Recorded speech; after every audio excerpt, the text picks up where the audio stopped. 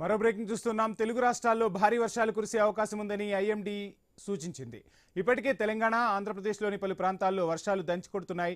మరోవైపు దేశవ్యాప్తంగా మొత్తం 11 రాష్ట్రాలకు ఐఎండీ తాజా హెచ్చరికలు జారీ చేసింది.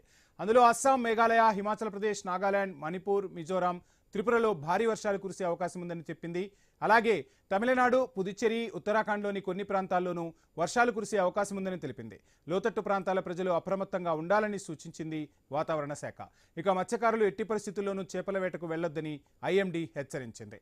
ఇక వెదర్ అప్డేట్స్కి సంబంధించి లేటెస్ట్ డీటెయిల్స్ మా ప్రతినిధి సుప్రియ అందిస్తారు.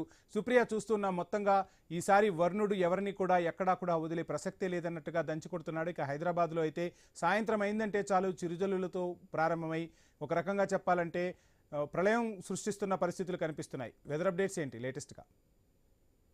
అయితే తెలుగు రాష్ట్రాలలో చూసుకుంటే మాత్రము ఇది వర్షాలు కురుస్తున్నాయని చెప్పాలి. అయితే ఎడతెలిపి లేని వర్షాలతో మాత్రము తెలంగాణలోని అన్ని జిల్లాల 27 జిల్లాలతో పాటు ఇటు హైదరాబాద్ వ్యాప్తంగా కూడా నగరవాసులు అయితే ఎంతో ఇబ్బంది పడుతున్న పరిస్థితి అయితే కనిపిస్తుందని చెప్పాలి. అయితే దీనికి తోడు కూడా చూసుకుంటే ఉదయం నుంచి మనకు అంతా ఎండగా ఉండి సాయంత్రం వేళలో ఒకసారిగా వాతావరణంలో మార్పులు వస్తున్నాయి. అయితే దాంతో కూడా తేలికపాటి వర్షంతో మొదలై ఇంకా భారీ వర్షాలు కురవడంతో మాత్రం ఇటు నగరవాసులు అయితే ఎంతో ఇబ్బంది పడాల్సిన పరిస్థితి కూడా కనిపిస్తుంది. అయితే చిన్న చినుకు పడితే చాలు మనకు మొత్తము ఇటు రోడ్లన్నీ జలమయం అవుతూ ఉంటాయి, చెరువులను తడిపిస్తుంటాయి. అలాంటివి నాలాల దగ్గర, మూసీల దగ్గర ఉండే వాళ్ళ పరిస్థితి కూడా అలానే ఉందని చెప్పాలి. ఇక ముఖ్యంగా చూసుకుంటే అయితే ఇటు చాదర్ఘట్, ముసరంబాగ్, దిల్సుఖ్ నగర్, బేగంపేట్, పైగా కాలనీ, ప్యాట్నీ లాంటి ప్రాంతాలు, లోతట్టు ప్రాంతాలు కూడా జలమయం అవుతున్నాయి. ఇంకా కుత్బుల్లాపూర్ లాంటి ప్రాంతాల్లో కూడా నీళ్లు మునిగి అయితే నానా అవస్థలు పడుతున్నారని చెప్పాలి. అయితే తెలంగాణలోని అన్ని జిల్లాలలోకి చూసుకున్నట్టయితే ఇటు వాతావరణ శాఖ అధికారులు మాత్రం వాళ్ళకు అలర్ట్ జారీ చేస్తున్నారు. అయితే రైతులని కూడా అవ్వచ్చు, లేదంటే వ్యవసాయం చేసుకున్న వాళ్ళని ఎక్కువగా పొలాలలోకి వెళ్ళొద్దు అని కూడా వాళ్ళు చెప్తున్నారు. కరెంట్ పోల్స్ దగ్గర కూడా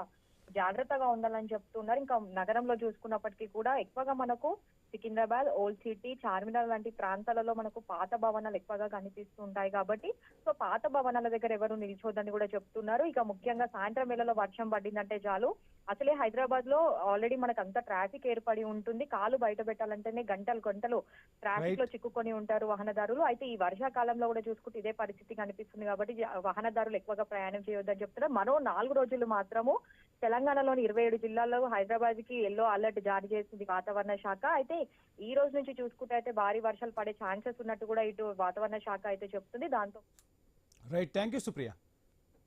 ఈ నెల 10